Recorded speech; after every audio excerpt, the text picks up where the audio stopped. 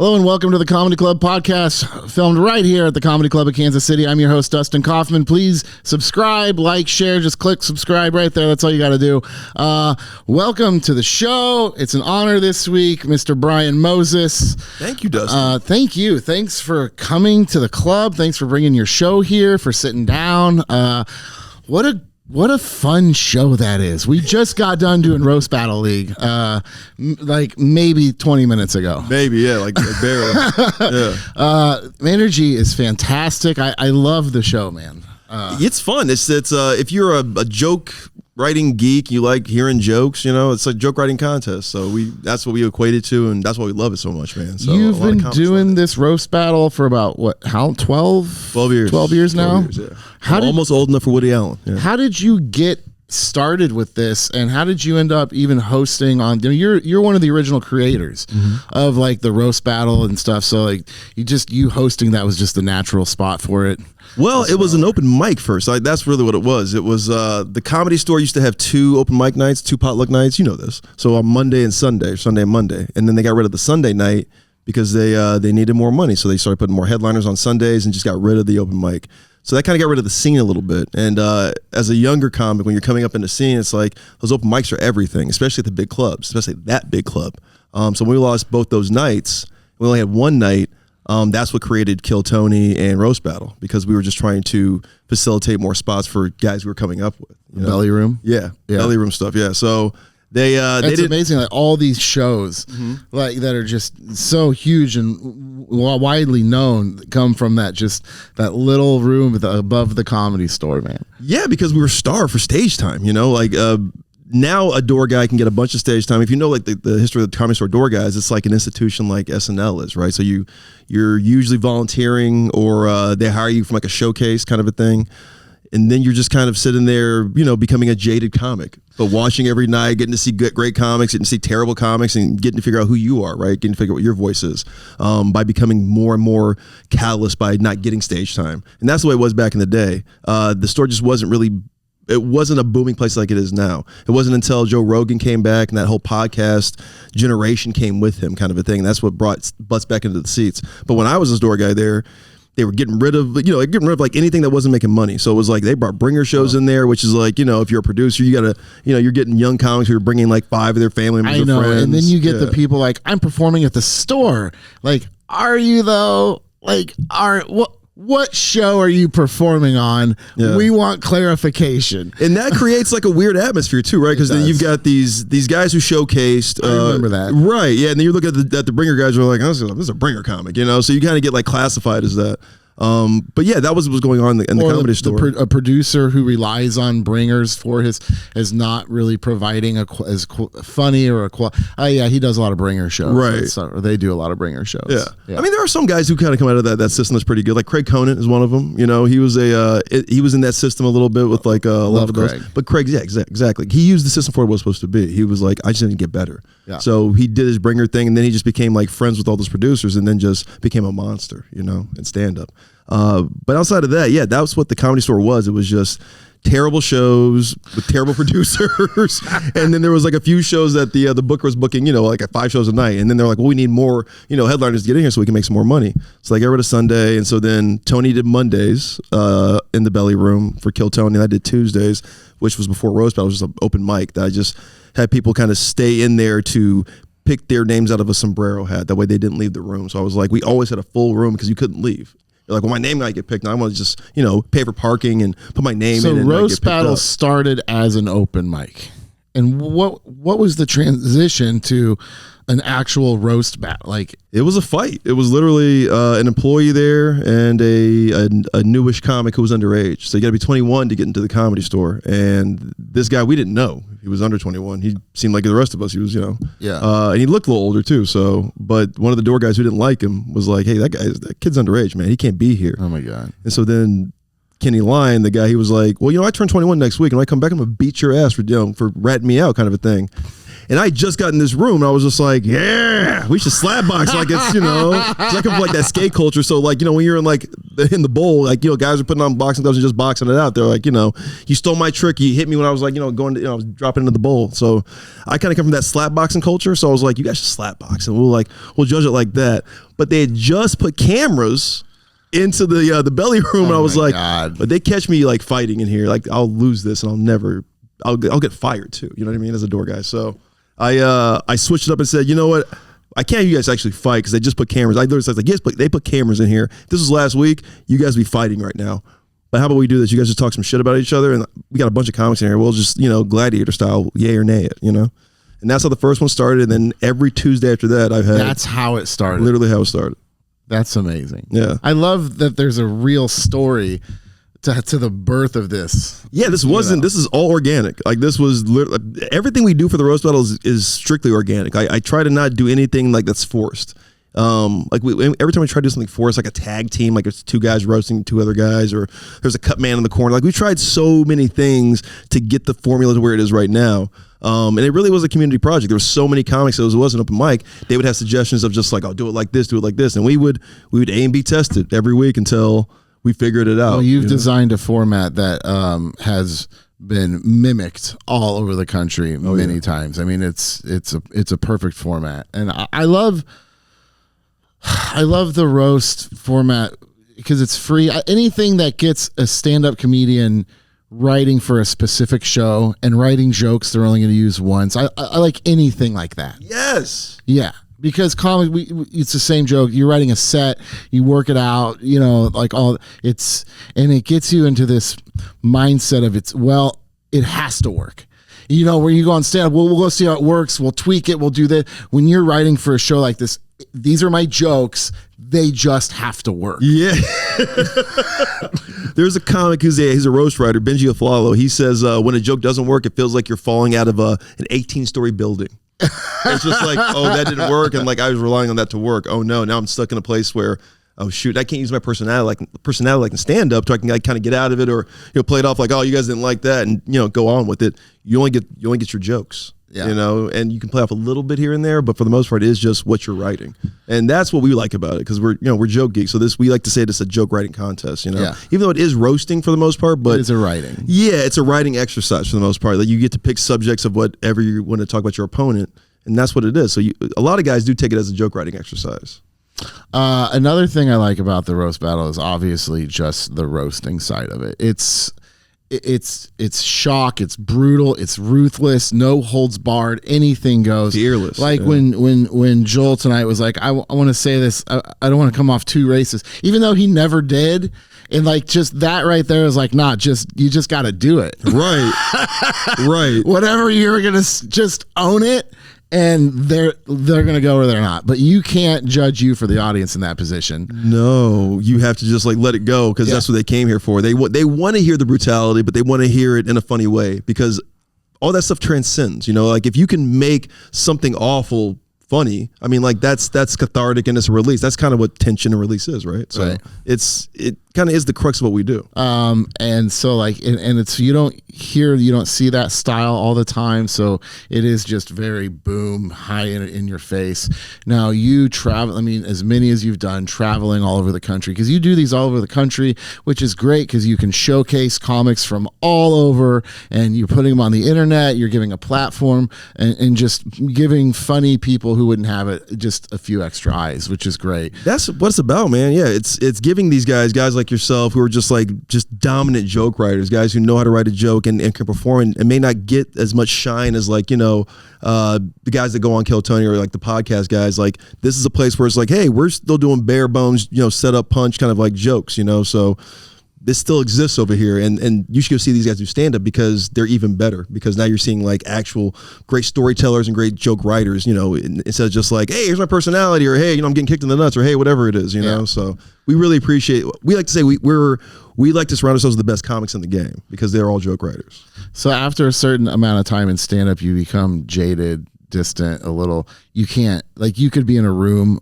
with 10 comics hearing the sound of laughter, seeing the comics, knowing what they're talking, and not hear one word coming out. It's like that you almost. So do you get desensitized to the roasting style, like traveling with it as often as you? Because I know you're off to the side. I know you are watching, but like, do you ever like, I should probably be reacting to this stronger than I am right now? No, or is it always still fresh? It is always still fresh, and that's why I still do it. I think that's. I try to tell myself that because I do it every Tuesday. I've been doing it every Tuesday for the last 12 years.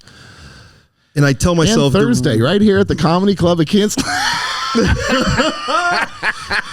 Yeah. No, I hear something new every time. Like the joke that Joel had tonight about Monisha in the blackboard. Like that's what gets me up every time, and that's what's going to get me to host this show and continue to keep producing the show all the time, because one of the best jokes maybe the best joke of the night. Honestly, I mean, one of the best jokes I've ever heard in this format. So it was really well done, and I just love to see. He just nutted his pants a little bit hearing. Yeah. He not just talked about, but hearing you say all this about. It was really good, man. I mean, I hope you're watching with your wife right now. I hope your little baby's in the room, even though she doesn't know English yet. Watching you watch this on YouTube, and I hope you get laid really good tonight because of that one little titty blackboard joke. It's pretty good. Yeah, it's really good. So you should fuck that man. Yeah. Pardon my language. I don't know. Yeah, just we'll bleep it out. We're not. Okay. I don't know. Bleep it. Yeah, but for the last 12 years, especially going around the country, especially here's what I love about it, because it's a global sport now, right? This competition that we're doing, this joke writing competition. So you get to see different styles. Like in Scotland, they do a just rapid fire, like 9 jokes per one round kind of a thing. And then they're going to another, like 5 jokes kind of a thing, but they're doing 3 or 4 jokes per that one setup. You know what I mean? So it's a lot of styles are different. With the UK, they're a little more blunt, but they're a little more dry, right? Scotland's obviously they rattle off so many jokes. New York is very, very brutal. Denver's really silly. Austin's very buzzword heavy. You said Denver silly? Denver's so silly. They do the silliest dark jokes I've ever heard, right? The Bay Area and Chicago are kind of a blend of New York and Austin. Okay. So they can be shocking, but they can also be really smart and clever. Yeah. And then LA is just, it's a lot of actors over there. So it's a lot of easy setups to get to some kind of act out or some kind of, thing I can do. Their funny friend helped him write it. They're just faces. No, LA's the best. LA's the best. I mean, they're leading the league right now. So it's fun, man. I don't get enough of it, because you get to see so many new comics coming up and reimagining the wheel with this thing. I get to hear and see so many new jokes done so many different ways, and I can't tell you how many pedophile jokes I've heard, and just filleted and sliced and and sous vide so many different ways. I'm just like, yeah, I've heard them all, but I haven't. I'm gonna hear for the next 12 years another 12 years pedophile jokes. I'm gonna be like, those are awesome, and they're brand new, just like those kids they fuck. And it keeps it. Beep. And I think it works really good. The way you do it and the way you structure it and work with the clubs now and stuff, I think really helps too, because you're saying, hey, help me with the chemistry of this. Yeah. Help me put these matches together. And so you kind of get that chemistry when you go around, and you get the friends, you get people who know each other, they can work together. Would it work the same having, here's the roast battle, they come here, going against semi-strangers, almost strangers, stuff like that? Like if you did a big competition, how much time would they need to know who their opponent is? You know what I mean? Because there's the advantage to going to where they know each other. How does it work when they don't know each other? It sucks. Or used to anyway. The professionals are really good at it now, I'd say. The guys who do it a lot. But it used to just be, man, every time we went out of town, if it was an LA guy going to New York or a New York guy going to Austin, just battling a guy who's a good roast battler, but they may not know him personally, it always sucked. But now, because we're putting it online so much, and it's a whole show, and you can see so many of them now, guys know more about the guys they're battling, right? So they're not complete strangers as much as they used to be. But if it's a complete stranger against another complete stranger, they don't know anything about each other, it's always going to suck, because it's going to be surface level jokes you've always heard, maybe some your mama jokes, just unoriginal stuff. Man, I I think anytime you get into a battle like this and you know who you're going to go against, even if it's a different city, get on a Zoom call, go have a cup of coffee, sit down with each other, open up, just get all the information you can, give all the information you can, and it does make it a much better. It's about making a good show. We try to equate it to Chopped on Food Network, right? It's like you never really remember who wins, but you know, like, oh man, the competition was so fun, like, and what they were doing and how close it was, but you never really remember who wins. And you're just trying to make a good meal and put on a good show. Ultimately, that's what makes the countdown, the podcast, you know, because the podcast is where you get the league points. The whole league revolves around that podcast, and it's never about who wins and loses in the battle. It's just about who puts on the best performance, and that's how you get points for your city. So how does that work? How does the point system work? Like, what do you do with the winners, or is it the cities who win? Or no, so it's the individuals and the cities, right? So it's like what happens to the people who won tonight? So if you get so let's say Kansas City, right? And then they have this. Let's say that Connor and Pat battle make it, right? And they number 7, number 6 in the world for that week. Then you guys would get 2 points. So the higher up you get, the more points you get. 7 is 1, 6 is 2, 5 is 3, 4, that kind of a thing. So then you guys, but you're not in the league, so your points wouldn't count. So then your points would go to wherever these guys would claim they want to be from, right? Because they're not part of the league. It'd be like, oh yeah, Connor's from like Philadelphia, so that goes to Philadelphia. Now wait a minute, you have to sign up for the league? You have to get sanctioned and commissioned by the Roast Battle League Commissioner Pat Barker. Really? Yeah, and we have a B league, so that's why there's 16 in the major league, and then there's the lower league, which is called the WRBL, and that's 8 teams, and all 8 of those cities compete in just one division. And the loser or the lowest scoring city from the major league goes to the secondary league, and the top scorer from the secondary league gets to go to the big league. Wow. It's like soccer. So how many times a year are they putting on shows, competing? Some guys are doing it once a week. Some guys are doing it twice a month. You have to do it at least twice a month to qualify for the big league. It's amazing. Yeah, it's nuts, man. And they're all just filmed at their home clubs, and then it's all online distribution. And then after that, they send it into our podcast producer and Pat. Pat has a committee of like 12 roast battles from around the world. They all watch them. They give their submissions to Pat. Pat tallies them, and then we talk about it every Sunday or Monday on the podcast. The podcast comes out on Tuesday on the Roast Battle channel on YouTube. Do you have a desire to go back to TV with it?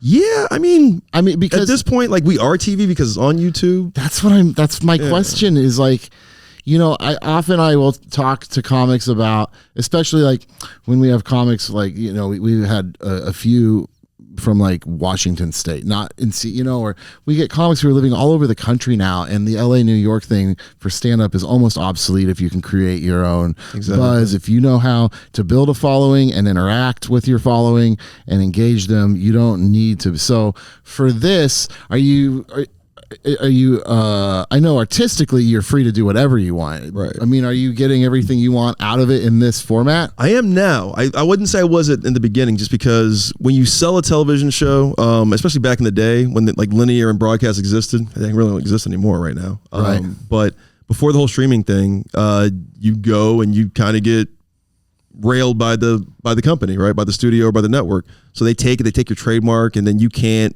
That's not yours anymore. It's almost like if I created Nike and then I gave it like, oh, here, Phil Knight, go figure it out, kind of a thing. But I'm going to keep my trademark so I can get that money still. They don't do that.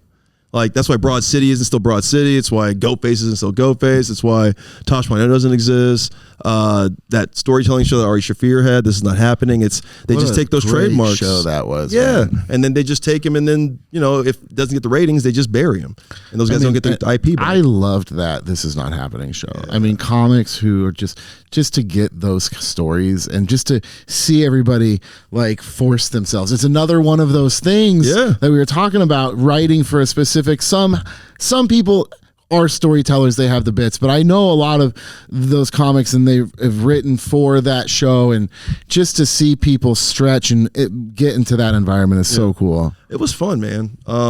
But yeah, just getting back on TV isn't as dire as I think it was maybe last decade, because of what's happening right now with the whole industry leaving Hollywood. Like they're going across the globe because it's cheaper. They're going to other places in the country because it's cheaper. You know, it's comics are going to Austin.